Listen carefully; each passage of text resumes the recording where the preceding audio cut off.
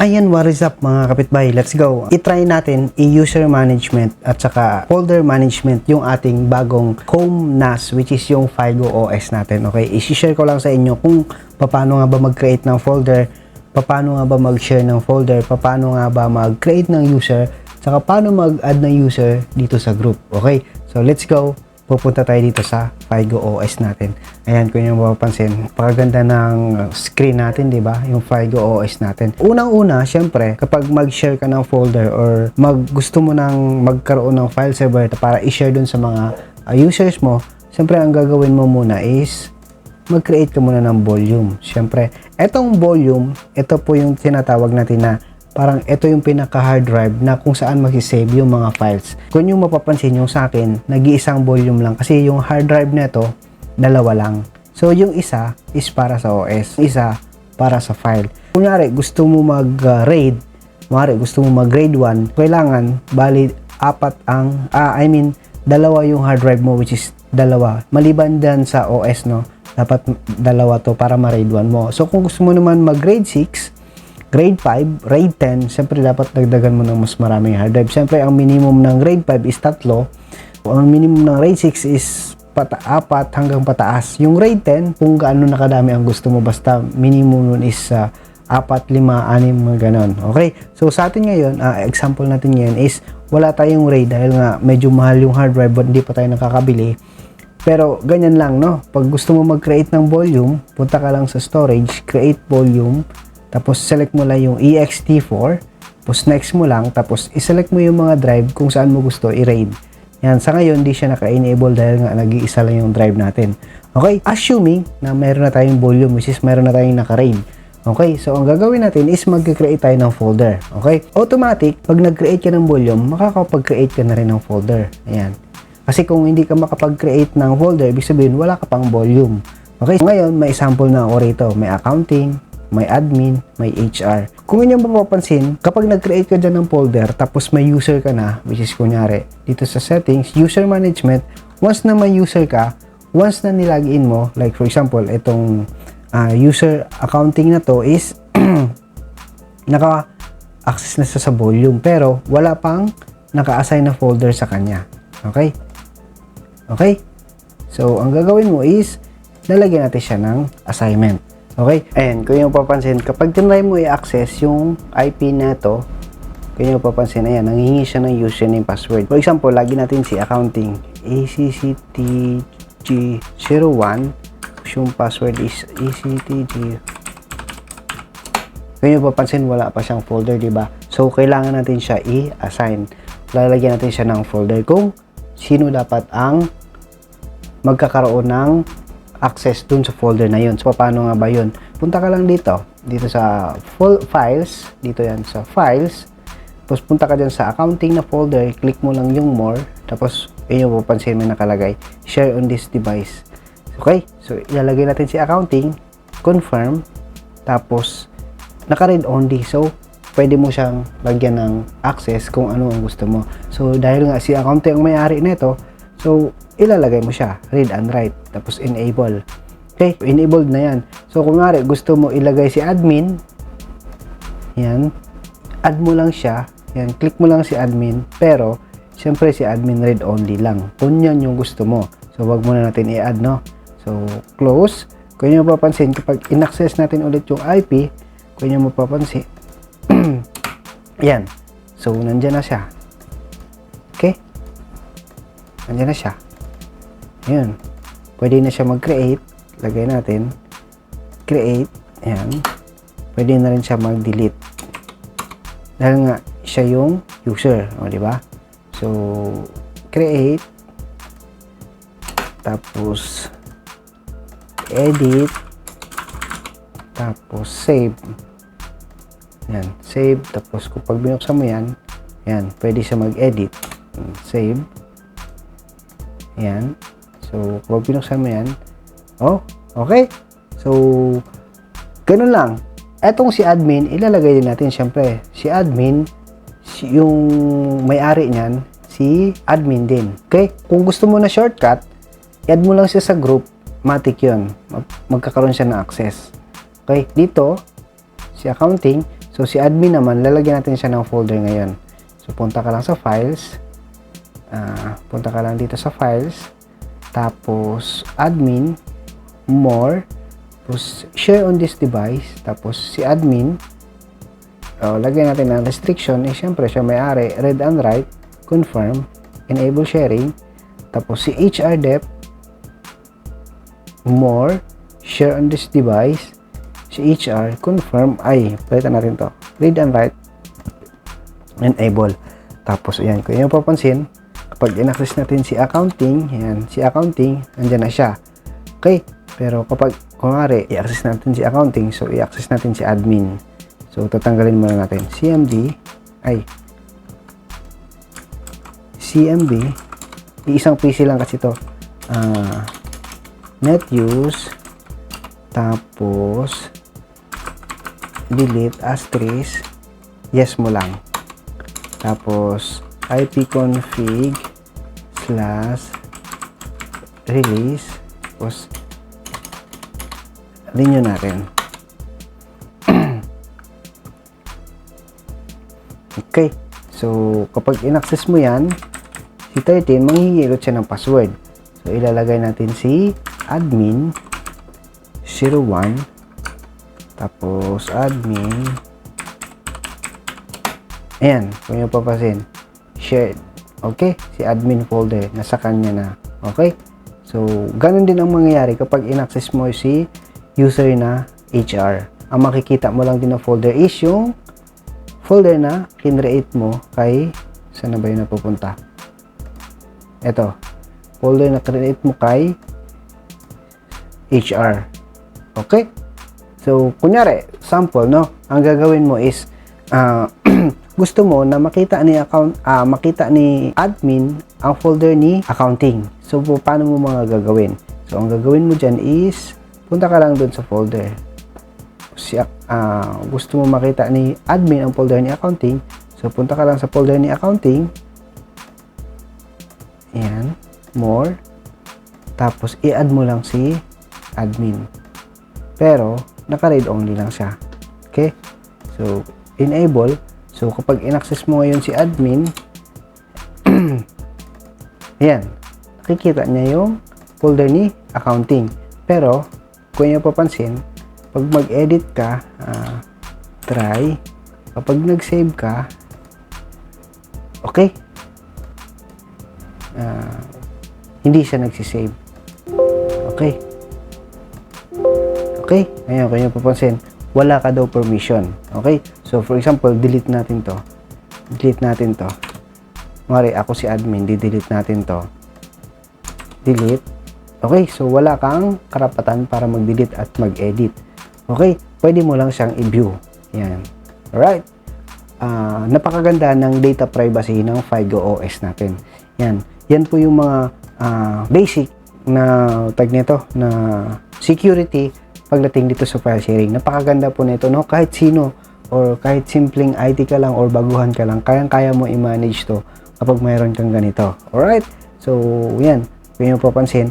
Pero, kunwari, si HR, basta ang dami nitong features. Yan lang naman ang madalas natin na ginagamit na security kapag nagkakaroon tayo ng file server.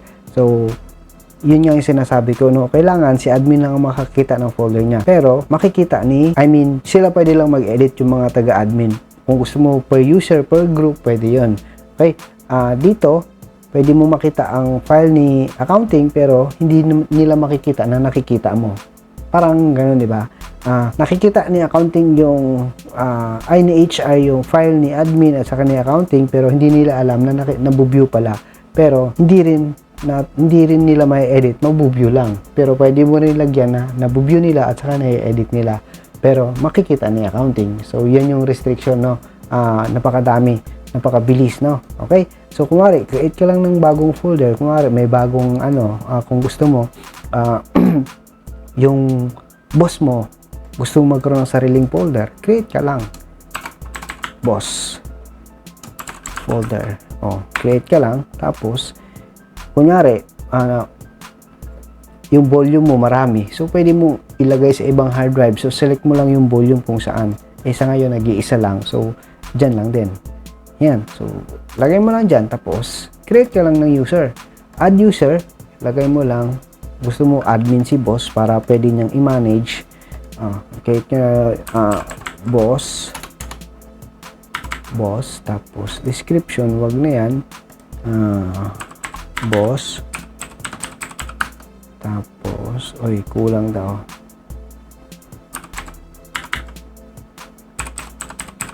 Yan. Next mo lang. Tapos yan, yung volume. Create user. So, syempre, kung gusto mo na makita lahat ni boss, so, add mo sa group sa lahat si boss. Add mo siya dito sa accounting, add mo siya sa admin, add mo siya sa HR. Paano nga ba mag-add? Add mo. Kung si accounting, add mo si boss. Add. Si admin, add mo si boss. Add. So, si HR, add mo rin si boss. Okay. Ayan. Tapos, matik yun, di ba? Nandyan sila lahat sa group na yan. So, kapag in-access mo si boss, wait lang. Ilalagay muna natin yung folder ni boss dun sa user niya. So, share, boss. So, syempre, siya yun. Confirm, save. Okay? So, kapag tinanggal natin si boss, delete, yes, release, renew. Okay. So, kapag in-access natin yung IP, wait lang, hindi pa natanggal.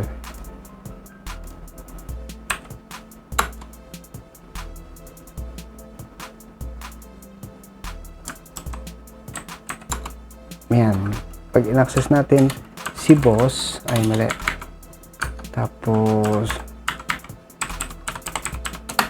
ayan, yung papansin. Yung folder niya nakikita niya is sa kanya lang. So, ang gagawin natin, i-add natin lahat kay boss. So, ganun lang ka-basic, no? Si accounting, pwede mo atang gawin na shortcut, no? Dito sa user management. Okay. So, ganun lang. So, gagawin mo, add mo si boss sa lahat ng folder. Yan. Yan. Isama mo dyan si boss lahat. Add. Siyempre, si boss read and write yan. Si boss yan eh. So, confirm. Dito sa admin, share, read and write. Add natin si boss. Read and write. Okay. Confirm.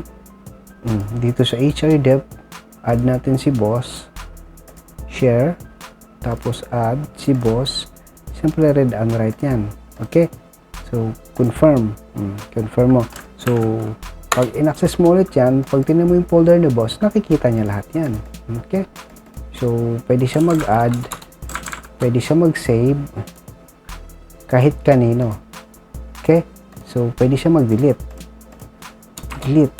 Okay. Na hindi nila alam.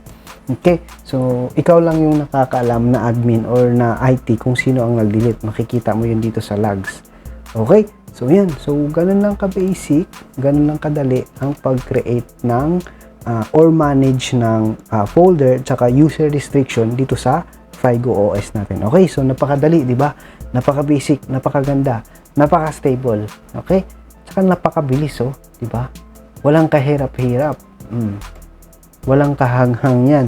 So, etong Figo OS is nagre-run to sa Debian na distribution ng Linux. So, si Debian, magkapatid yan sila ni Ubuntu. Kaya, di ba, ang daming support nito sa Google. Makikita mo, kunwari, mayroon kang Dell server na mayroong hot swappable na hard drive na pwede ka mag-grade 10, mag-grade 6. So, napakaganda kapag i-install mo tong si Figo OS dun sa server na yun. So, napaka-stable. Tapos, pwede ka pa mag-Docker. Okay? So, ang susunod nating vlog, so, etong ano ko na to, yung NAS server ko na to is hindi ganun kataas yung specs. So, dual core lang to, tapos 4 gig memory lang. So, magki-create tayo or mag-vlog tayo or kung paano mag-run ng Docker. So, for example, yung monitoring server natin which is yung like for example yung ating monitoring server na Zabbix, pwede natin siyang i-run dito through Docker. So, etong Docker, parang ito yung create tayo. Tag nito, virtual machine. Okay? So, napakaganda ng overview nito. Okay? So, compose, container, yan, napakadami. So, ang next natin na vlog is ito. Okay? So, sa ngayon, user management and folder management ang ginawa natin for today. So, sana may naintindihan kayo or sana mayroon kayong natutunan for today's vlog. Ayan, alam nyo na kung mayroon kayong natutunan. So, don't forget to hit that subscribe, like, and share para masaya. Okay? So, kung mayroon kayong mga katanungan or comment down below. Okay? So, may nagtanong pala dyan, no? So, eto, may free po na ito na version. Pero, syempre, yung free nito, gaya nga na dun sa huli kong vlog is may limitation lang. Hindi katulad kapag naka-lifetime ka, unlimited user, unlimited drives, tapos unlimited lahat ng service niya. Pwede mong gamitin unlimited, walang limit. Pero kumari, i-download mo lang yung free, ang pwede mo lang gawin is 4 hard drives lang. So, pwede ka lang mag-RAID 5. Yan, RAID 5 or RAID 1. Tapos, yung user, 3 lang. So, 3 department, pwede mong gamitin sa isang department, isang user lang. Kuwari, sa accounting, 20 yung tao mo. So, sa 20 na yun, alam ko, pwede mong gamitin yung nag-iisang user. So, bawat PC, yun ang ilagin mo na user. Pero, medyo mawalan ka ng konting restriction, di ba? Mas maganda kasi, kunwari, per user, may sarili silang user para yung access nila dito sa folder, pwede. Kasi, at saka makikita mo sa logs kung sino ang may mali at nagkamali. Eh, kunwari, yung user is same user lang lahat ng ginagamit ng 20 tao na yun. So, medyo mahihirapan ka i-trace kung sino ang may kasalanan. Kunwari, may na-delete, may nabago, hindi nagpaalam. So, hindi mo siya matrace. Mas maganda kasi talaga kung every user may sariling account para madali mong i-trace. Pwede ka mag-create. So, dito, unlimited folder yan hanggat kung gaano kalaki. Kunwari, yung user mo, 50 users. So, pwede ka mag-create ng 50 folders yan per user. Okay? So, pwede ka rin mag-iSCSI. Yun yan yung sinasabi ko sa inyo. Kung ayaw nyo na mag-create dito ng user na doble na pare-parehas pa or doble user login, pwede mo siyang i-manage through domain. I-mount mo lang to through iSCSI doon sa domain controller mo para doon ka na mag-manage ng users mo. Okay? Meron po kasi itong iSCSI. Yan. iSCSI. Ayan o. Install natin. iSCSI. Pwede ka mag-iSCSI target. Yan. Tapos, doon sa Windows server mo, yung iSCSI initiator mo, i-map mo to, yung kinreate mong iSCSI target. So, yung volume na yun, kung saan nakalagay yung iSCSI target, ang mangyayari doon is parang mag-map siya mismo doon sa Windows Server box mo. So, parang magkakaroon ka ng sariling physical hard drive doon sa Windows Server mo. Pero, dito yun galing. Naka-RAID dito. Okay? So, ganun kaganda ang features ni iSCSI. So, dyan po sa mga nagtatanong, ano ang purpose ni iSCSI? So, small and internet small, basta ganun, tinan nyo sa Google yung meaning yan. Yan talaga ang ginagamit kapag mayroon kang SAN, di ba? Alam nyo ba yung SAN? So, Storage Area Network. Yung malakihan na, yung mga mararamihang hard drive na. Yung NAS is yung Network Attached Storage. Magkaiba po yun. So, dun sa SAN, yun talaga ang ginagamit na naka-iSCSI. So, kunwari, magkaroon ka ng SAN.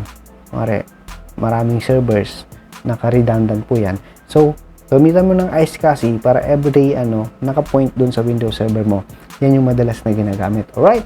So, iSCSI target, i-map mo dun sa Windows Server mo para yung file management or yung mas magandang file restriction or user restriction ang magamit mo dun sa Windows Server. Kunyari, yung company nyo hindi afford yung mga license ng mga ganon, tapos ISO kayo. So, dito ka na. Di ba? Sa mga ganitong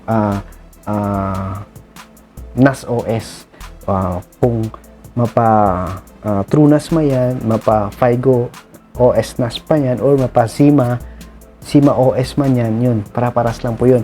Eto, ang binablog ko lang na to, isa to sa mga sponsor natin na pinagamit nila sa atin yung ating lifetime license para ma-test natin, para maituro ko rin sa inyo or ma-share ko. Alright, so maraming salamat, God bless and peace. Sana may natutunan kayo for today's video. Bye bye.